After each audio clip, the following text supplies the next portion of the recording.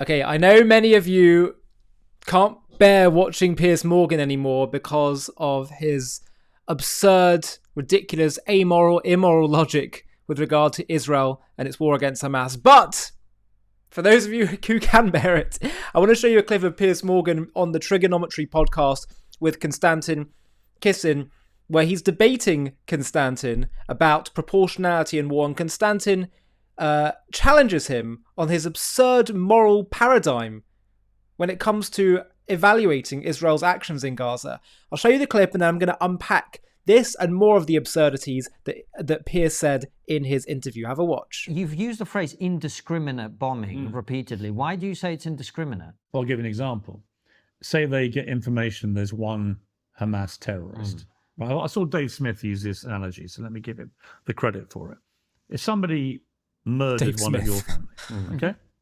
Horrible hypothetical, but let's assume this has happened. And you get told that one of the people who was responsible is living in a tower block with 150 people in it. Do you think it's justified to go and blow up the whole tower block and kill 149 innocent people as you kill the one person who is responsible for the loss you've suffered? There's a calculation in the laws of war where there has got to be some proportionality. There's got to be some taken of account. Do you think there's been any proportionality now in Israel's response? Well, what I mean, 1,200 people got killed. What I'm asking you over the 7th. We're now up to maybe as many as 100,000. But Piers, with all respect, that's a terrible argument. Because, is it? Yeah. Is it? That's a terrible argument. I don't think it is. It is, because way more Germans were killed at the end of World War II than British people were killed, and yet we bombed Germany into the ground because we were defeating them, right? I think that is a terrible argument, but I'm trying to find out why you say it's indiscriminate.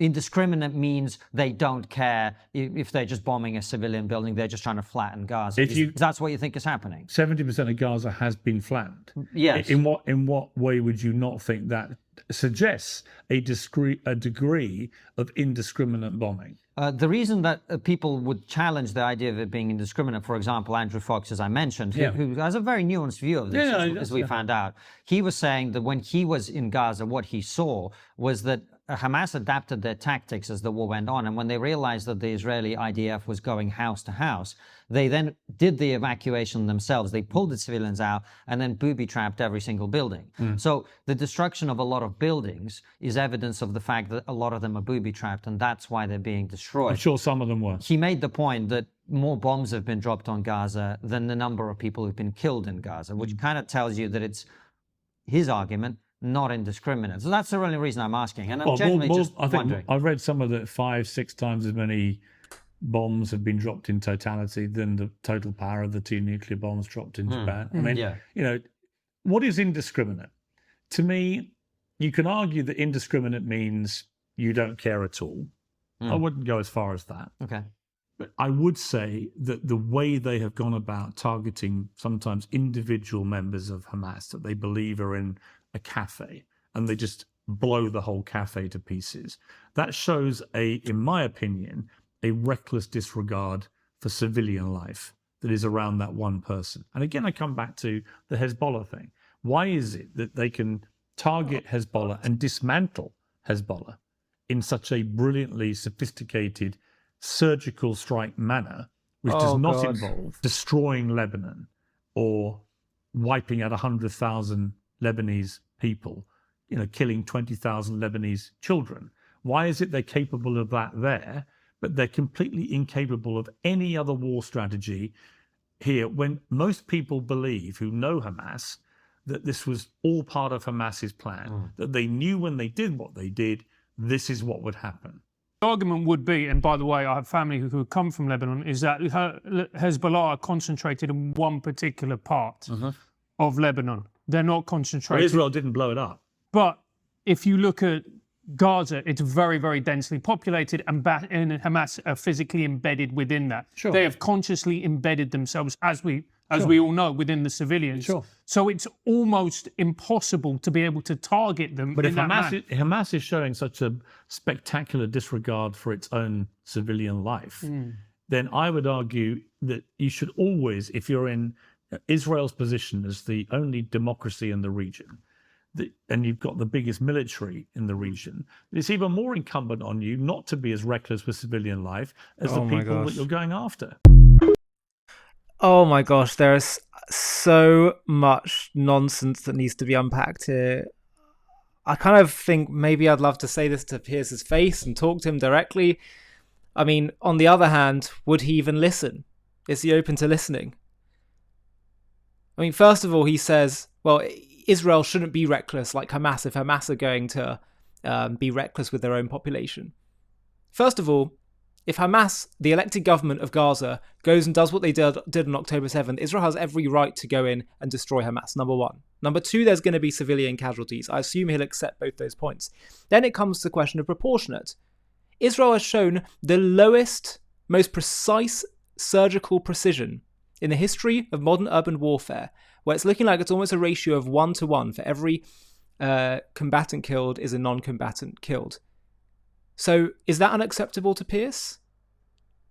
He would say, well, how do I know I can trust the data? Well, that's been cross-checked with other intelligence services. But even if you don't want to go according to that, previous wars between Israel and Gaza, it turns out that the IDF figures, which were based on their own intelligence about the Hamas fighters they were killing, turned out to be accurate.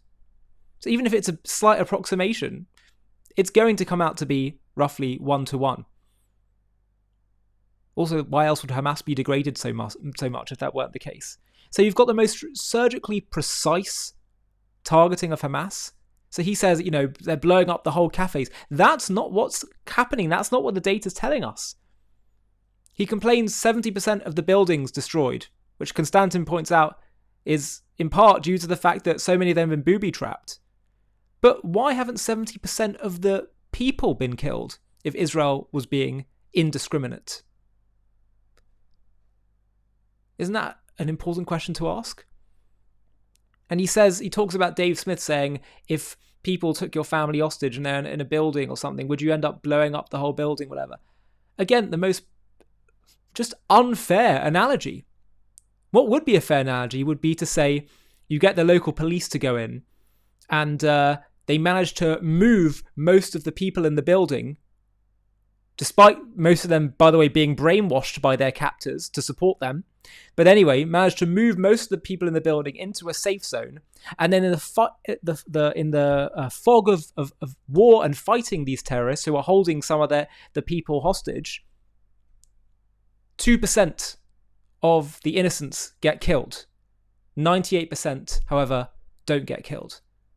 That would be a fair analogy. And I think if Piers would argue that would be a roaring success if they were able to do that. So the analogy that Dave gives of Dave just blowing up a building is utterly false. So many falsehoods here.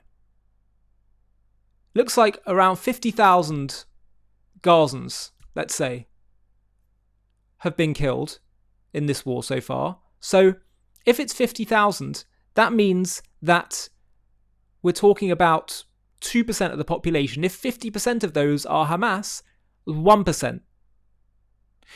When the Western-backed Iraqi army went into Mosul and went to fight ISIS, 40,000 people were killed. Do you know how many of those were civilians? 36,000. Only 4,000 ISIS terrorists killed. Totally far greater ratio of non-combatants to combatants killed. And yet, did Piers lament that? Did he say it was disproportionate, unacceptable, that the West backed that? No, of course he didn't. And then he has the gall to say, well, why can't Israel do what they did to Hezbollah with Hamas? It's just pathetic. Do you know how many years it took to prepare for that with Hezbollah? Do you know how rare an opportunity it was that Israel came across in finding this opportunity to lace the pages they were getting with explosives? You can't just do that easily on a whim with Hamas, especially when the Hamas attack came clearly unexpected. Israel's doing the best they can. Why else would they be laying down their soldiers' lives? I, by the way, question this strategy. I don't see why it's moral. Laying down their soldiers' lives on the altar of being even more surgically precise on the Gazan side. Why wouldn't they just do more of the pager attacks with Hamas instead of putting all their soldiers' lives on the line? So it's actually quite insulting Because what he's saying is Israel could be doing better. We're trying to fight according to Western standards and sacrificing our own people, our own soldiers' lives. And Piers has disdain for that.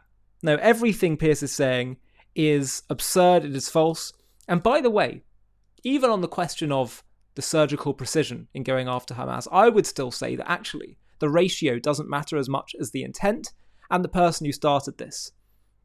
Let's just say the Germans didn't surrender after the bombing of Dresden and other German cities. Let's say we had to keep fighting, and maybe a far higher percentage of Germans were killed in World War II. German civilians. 50, 60, 70%. Imagine. Because the German army just simply didn't surrender and were embedded among cities, let's just say. It still wouldn't be a genocide. It would still be a just war for as long as you needed to go after the enemy who was willing your destruction. It is not about ratios or numbers. It's about intent. It's about who is the aggressor. It's about what is needed to be done to secure peace. Oh dear, dear, dear, dear, dear. Maybe I'll explain this to Piers one day. But at the very least, it's important that all of you get clued up and on these facts. Speaking of getting clued up on these facts, you need to watch our new documentary about Arab anti-Semitism before Israel's re-establishment, which proves what the root cause of the conflict is. Not what Israel's doing, but anti-Semitism in the Arab Islamic world. You can have a watch of our trailer, and there's a link in the video description to watch the full thing on JTV Plus, where you can also access a whole new range of premium documentaries and other content. Have a watch. Picture yourself. It's 1834, and you're a Jew living in Tzfat, which is a northern city in Israel, then under the Ottoman Empire. Your family is part of this ancient city's spiritual heart for generations. You study Torah, you trade in the market, and live quietly among your Arab neighbours. But one day, a mob storms your street, shouting, "Kill the Jews!" Your home is looted, your synagogue burned, your loved ones beaten. This isn't about Israel. Israel won't exist for 114 years. This isn't about settlements, the IDF, or the 1948 displacements. This is raw, violent hatred aimed at you for being a Jew. And it's not just in Palestine, it's part of a centuries-old story of anti-Semitism woven into Arab and Islamic history, from the dawn of Islam to the streets of Hebron. The claim that this conflict began with Israel's creation, the Nakba, or modern policies, is a farce, a distortion that collapses under history's magnifying glass. Welcome to JTV Plus. I'm Ollie Anisfeld, and today we're uncovering a history too often buried, the relentless anti-Semitism among Arabs in Palestine before 1948, rooted in a broader Arab and Muslim hostility that began with Islam's inception in the 7th century.